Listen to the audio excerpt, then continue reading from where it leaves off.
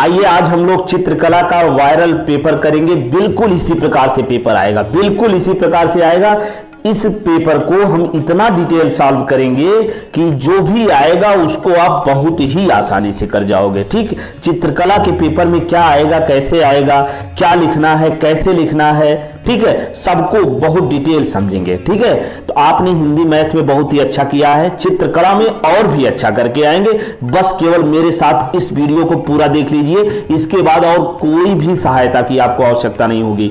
चलिए सबसे पहले शुरुआत करते हैं। ये चित्रकला का पेपर आपका इस प्रकार से आएगा। 3 घंटे का समय रहेगा और पूर्णांक 70 नंबर का 15 मिनट का समय प्रश्न पत्र को पढ़ने के लिए दिया जाएगा। ठीक, और इसमें देखिए सुझाव क्या है कि अपना अनुक्रमांक दिए गए ड्राइंग शीट के कवर पेज पर स्पष्ट अंकों एवं शब्दों में लिखिए एवं केंद्र व्यवस्थापक की हस्ताक्षर युक्त मुहर लगवाइए। ठीक है, और प्रत्येक प्रपत्र पर लगवा कर मुहर कक्ष निरीक्षक से सभी पृष्ठों पर स्पष्ट हस्ताक्षर करा लीजिए। ठीक, ये तो वहां पर निर्देश दिया जाएगा, आप पहले से जानते रहेंगे और अच्छा रहेगा। ठीक है, चलिए दूसरा प्रश्न क्या, दूसरा निर्देश ये है कि इसमें 3 खंड होंगे, है ना। 3 खंड इस प्रश्न पत्र में होंगे। कितने? 3 खंड होंगे और तीनों को करना अनिवार्य, तीनों को करना अनिवार्य। जिसे खंड का इसमें जो है ये 20 नंबर के 2 बहुविकल्पी होंगे ना, 20-20 नंबर के। देखिए ध्यान समझिए, खंड का में आलेखन कला या प्राविधिक कला करनी है, 20-20 नंबर का आएगा, है ना। दोनों में से कोई एक करना, दोनों में 20-20 बहुविकल्पी प्रश्न दिए रहेंगे। ठीक, और दोनों में से कोई एक का आप चयन कर सकते हैं। इसको OMR शीट पर लिखना है। कहां लिखना है? OMR शीट पर लिखना है। अब चलिए देख लेते हैं आलेखन कला में ये 20 नंबर का किस प्रकार से प्रश्न क्या कैसे आएगा। ठीक है, तो मुख्य रंग कितने होते हैं ये हमको पढ़ना है। तो मुख्य रंग कितने होते हैं पहले पढ़ लेते हैं, फिर आप उत्तर दीजिएगा, है ना। मुख्य रंग कितने होते हैं? 3 होते हैं, लाल, नीला और पीला। लाल, नीला और पीला ये मुख्य रंग होते हैं। इनको प्राथमिक रंग या प्राइमरी रंग भी कहते हैं। इसी को मिला करके द्वितीयक रंग बनाया जाता है ना। कौन कौन? पीला, नीला और लाल को मिला करके द्वितीयक रंग बनाते हैं। कैसे बनाते हैं? पीला और लाल मिलता है तो नारंगी बनता है, नीला और लाल मिलता है बैगनी बनता है, नीला और पीला मिल जाता है तो हरा हो जाता है। ठीक, तो इस प्रकार से देखिए 3 प्राथमिक रंग हो गए, कौन से? लाल, नीला और पीला। और द्वितीयक रंग कौन सा हो गया? नारंगी, बैगनी और हरा। इतना याद रखिए कि नारंगी, बैगनी और हरा द्वितीयक रंग हो गया, लाल, नीला, पीला प्राथमिक हो गया। ठीक, चलिए अब प्रश्न का उत्तर आप दीजिए क्या होगा। पहला प्रश्न क्या है कि कुल कितने रंग, मुख्य कितने रंग होते हैं? अभी हमने बताया 3, कौन कौन से? लाल, पीला और नीला।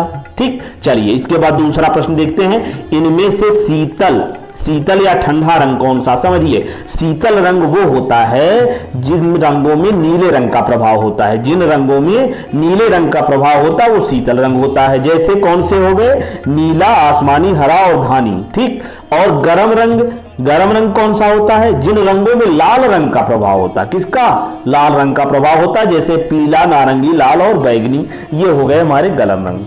ठीक, अब इसका उत्तर आप दीजिए कि शीतल रंग कौन सा है। अभी हमने बताया कि जिसमें नीले रंग का प्रभाव होता, देखिए कौन सा? हरा, यानी पहला वाला ऑप्शन सही हो जाएगा। ठीक, चलिए दूसरा प्रश्न देखिए। इसके बाद दूसरे प्रश्न में क्या है कि कौन सा रंग गर्म है? इसका उत्तर बताइए तुरंत जल्दी से। अभी हमने बताया इनमें से कौन सा रंग गर्म है जिसमें लाल रंग का प्रभाव, यानी लाल ही दे दिया गया तो उसको लगा दो।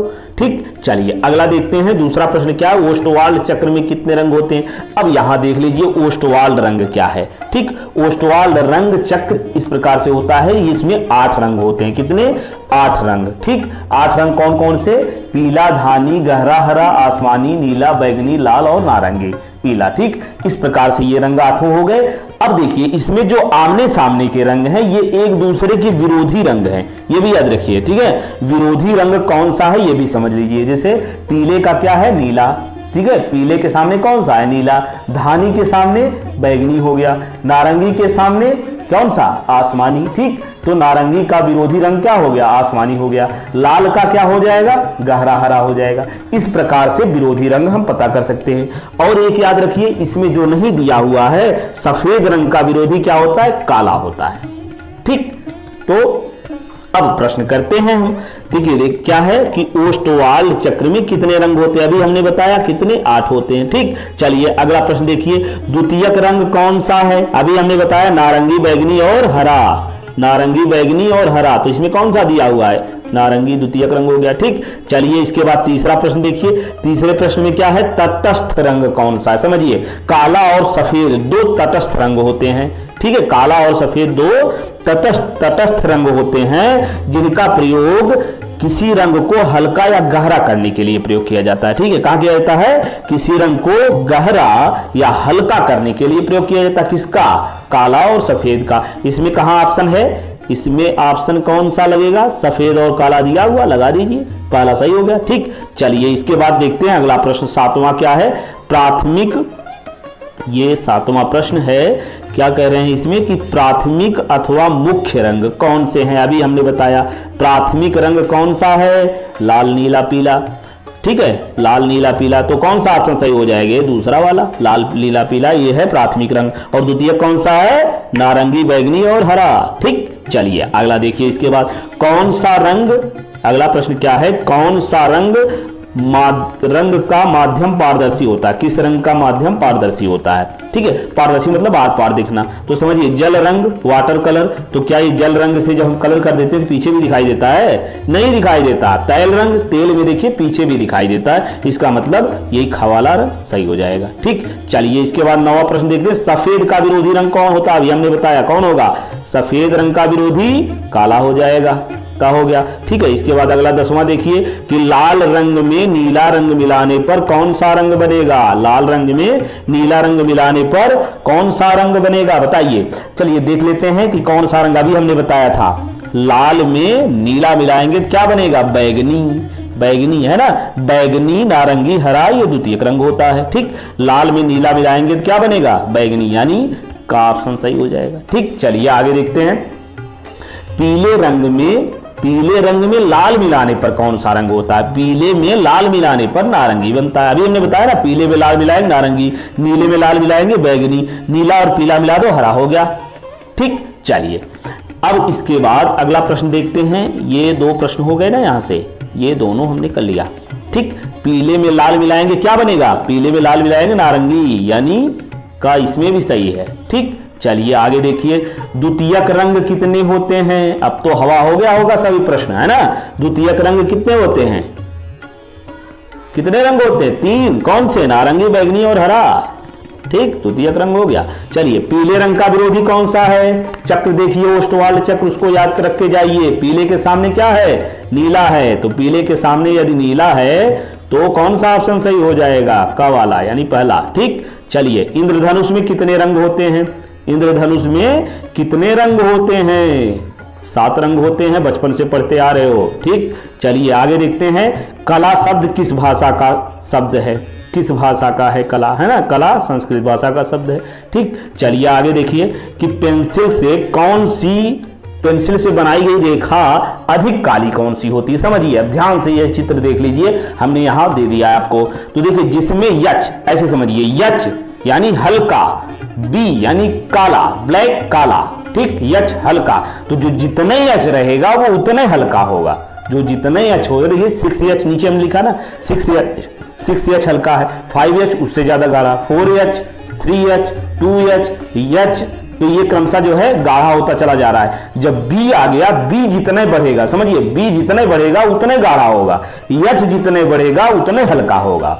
समझ गए? H जितना बढ़ गया, जैसे 6H हल्का हो गया, 1H गाढ़ा हो गया। ठीक है, B ज्यादा गाढ़ा है, कम गाढ़ा है। B से 2B 3B करते जाओगे तो ये गाढ़ा होता चला जाएगा। आई बात समझ में? तो ये चित्र देखिए, इसको समझ लीजिए अच्छे से। अब उत्तर देंगे। देखिए क्या दिमाग में रखना है, H जितने ज्यादा होगा, H उतने हल्का होगा रंग। ठीक, और B जितने ज्यादा होगा उतने गाढ़ा होगा। ठीक, चलिए अब उत्तर दीजिए। कौन सा प्रश्न अभी हमने किया?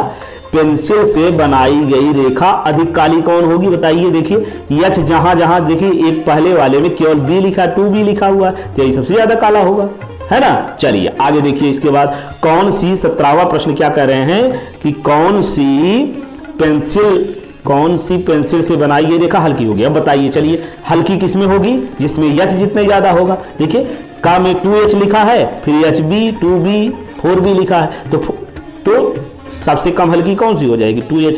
इसी ऑप्शन में एक उत्तर और बताइए, इसी ऑप्शन में सबसे काली कौन सी होगी रेखा? ना, कौन सी होगी बताइए, 4B है ना, सबसे काली। तो इसमें सबसे हल्की पूछा है, यानी पहला वाला सही हो जाएगा। अगला प्रश्न देखिए, फूल और कली के बाहरी रेखाओं को बनाने के लिए किस नंबर के ब्रश का प्रयोग करते हैं। अब ब्रश के बारे में भी हम यहां जान लेते हैं। देखिए ब्रश जो होता है, जो छोटे छोटे स्थानों पर जिन ब्रशों का प्रयोग किया जाता है वो 1 या 2 नंबर के ब्रश होते हैं। 1 या 2 नंबर के ब्रश होते हैं। कौन से, जिनका प्रयोग छोटे स्थानों पर करते हैं, 1-2 नंबर। ठीक, उससे बड़े स्थान पर 3 या 4 नंबर के ब्रश, उससे बड़े यानी पृष्ठभूमि पर 7, 8, 9 नंबर के ब्रश का प्रयोग करते हैं। आई बात समझ में। तो अब यहां से इस प्रश्न का उत्तर आप दीजिए, फूल और कली के बाहरी रेखाओं को बनाने के लिए किस नंबर के ब्रश का उपयोग करना चाहिए। ये फूल कली के बाहरी भाग, तो बाहरी भाग को बहुत सावधानी से बनाना होता है, बहुत सावधानी से बनाना होता है कि वो बाहर न निकल जाए, है ना। तो इसके लिए पतला ब्रश लगेगा, यानी 2 नंबर वाला। समझ गए। चलिए अगला देखिए, बनावट की दृष्टि से आलेखन कितने प्रकार के होते हैं। अब देखिए आलेखन का वर्गीकरण 2 प्रकार से होता है, इसको अच्छे से समझ लीजिए। आलेखन का वर्गीकरण 2 प्रकार से होता है। एक तो होता है बनावट की दृष्टि से, दूसरा होता है सजावट की दृष्टि से।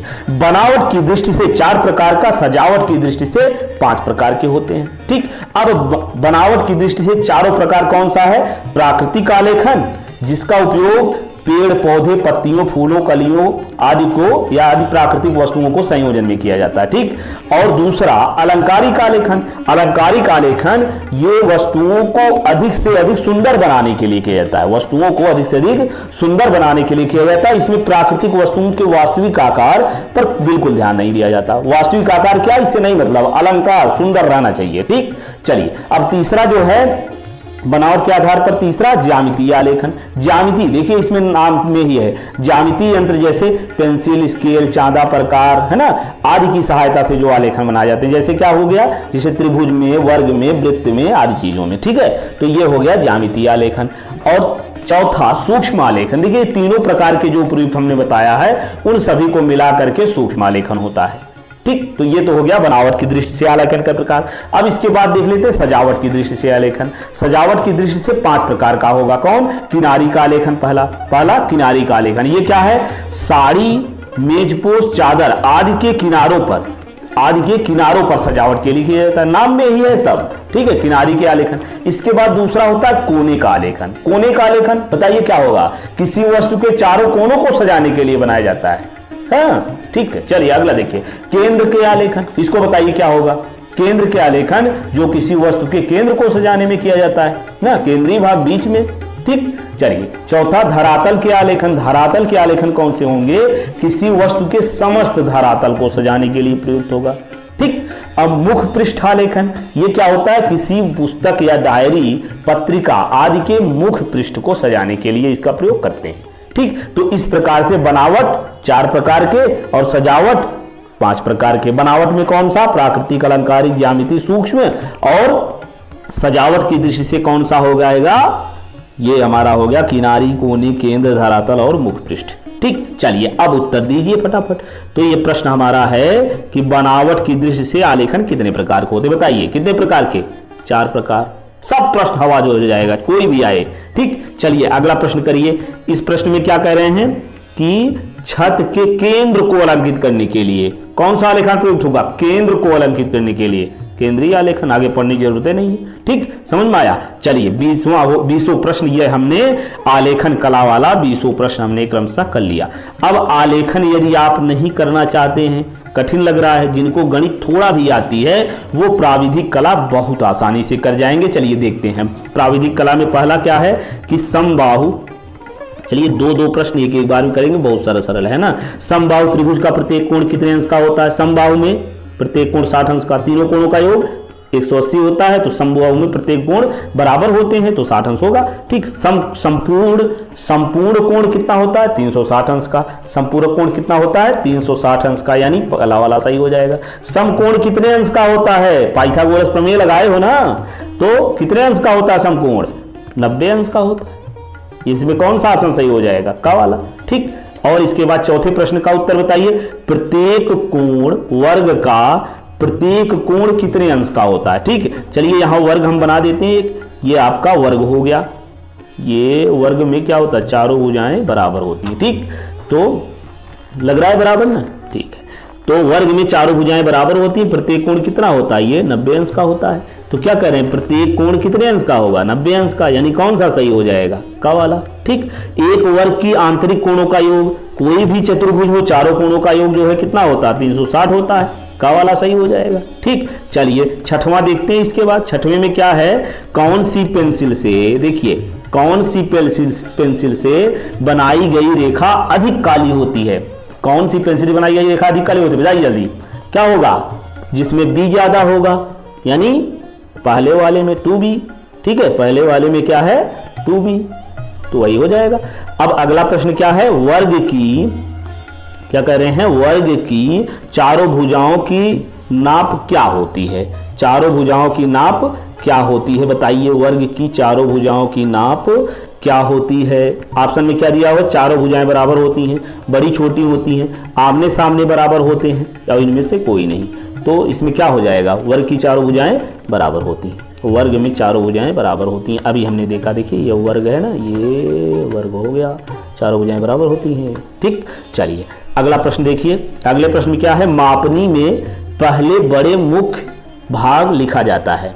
मापनी, देखिए मापनी में क्या है, जैसे धरातल जो है भूमि को अगर यदि हमको पेपर कापी से यदि दिखाना है, भूमि की लंबाई चौड़ाई ऊंचाई क्या होती है, लंबाई चौड़ाई को, यदि भूमि की लंबाई चौड़ाई को पेपर पर दिखाना है तो हम मापनी का प्रयोग करते हैं। जैसे हम मान लेते हैं कि 10 किलोमीटर बराबर 1 सेंटीमीटर, क्या मान लेते हैं, 1 सेंटीमीटर जो है वो किसके बराबर है, 10 किलोमीटर के। 10 किलोमीटर को हम 1 सेंटीमीटर या 10 मीटर को 1 सेंटीमीटर मान करके हम बना लेते हैं। ठीक, तो इसमें मुख्य भाग क्या हो जाएगा, इसका 1 हो जाएगा।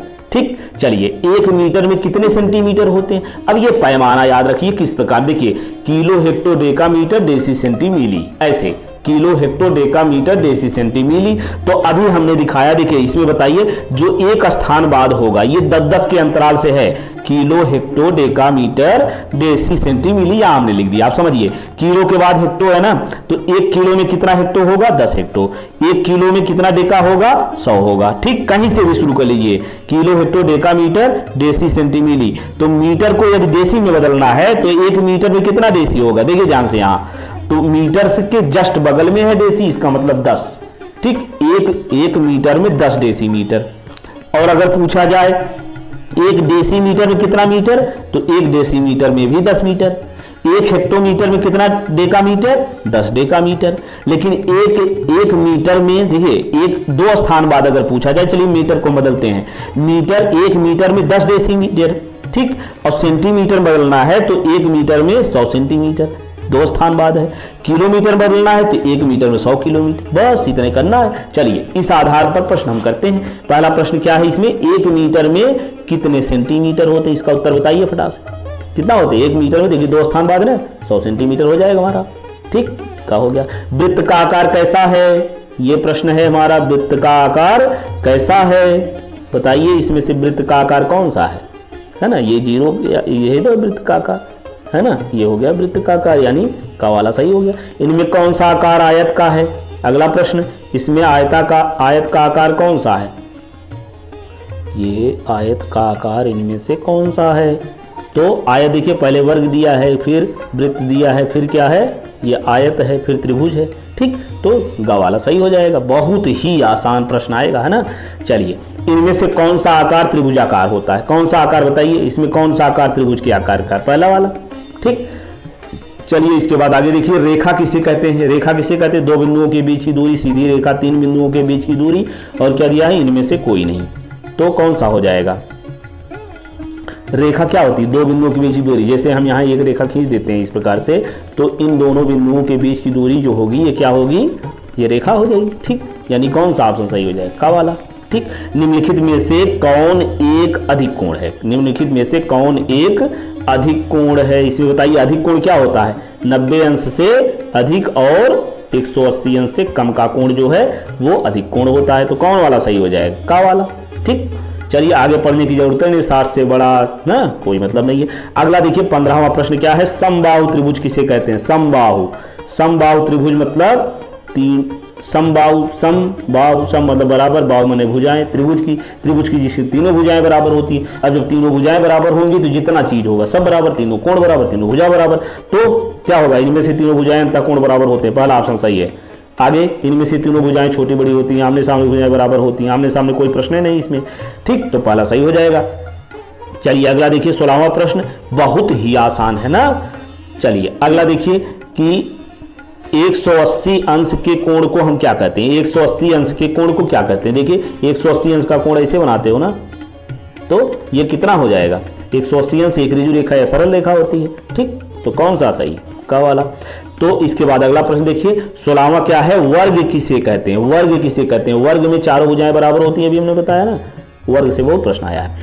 तो वर्ग की चारों भुजाएं, जिसकी चारों भुजाएं बराबर हो, इस प्रश्न में कहा है ना, जिसकी चारों भुजाएं बराबर हैं, तो यही पहला वाला सही हो जाएगा। इसमें पहला वाला ही सही हो जाएगा, ठीक। आगे क्या कह रहे हैं, तीनों भुजाएं बराबर होती, तीन भुजा हो गए नहीं करती, चार भुजा होती हैं, जिनकी दोनों भुजाएं बराबर, दो भुजा नहीं होती, गोल होता ही नहीं, ठीक, बहुत ही आसान है। चलिए इसके बाद 18वां प्रश्न देखते हैं। 18वां क्या है, 1 डेसीमीटर में कितने सेंटीमीटर, अभी हमने बताया kilo hecto decametre deci centi, एक के बाद है ना, इसका मतलब 1 डेसी में 10 सेंटीमीटर होगा, यानी कौन सा ऑप्शन सही हो जाएगा, पहला वाला, पहला वाला ये सही हो गया, ठीक,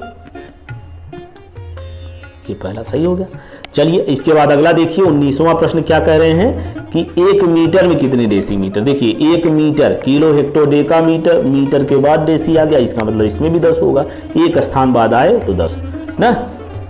चलिए अगला देखिए, कौन सी पेंसिल से बनी रेखाएं हल्की होती हैं, कौन सी पेंसिल से बनी रेखाएं हल्की होती हैं, बताइए, जिसमें एच ज्यादा होगा, किसमें एच ज्यादा है, किसमें एच ज्यादा है, कौन सा ऑप्शन होगा, गा वाला, ठीक। चलिए अब हमने इस प्रकार से ये ऑब्जेक्टिव आलेखन कला वाला और प्राकृतिक कला वाला ये दोनों कर लिया, ठीक। तो 20 नंबर का आएगा, दोनों में से कोई एक कीजिए जो आपको सरल लगे, ठीक है। चलिए इसके बाद खंड खा से, इसमें देखिए 3 रहेगा, खंड खा में 3 रहेगा, तीनों में से कोई एक करना है।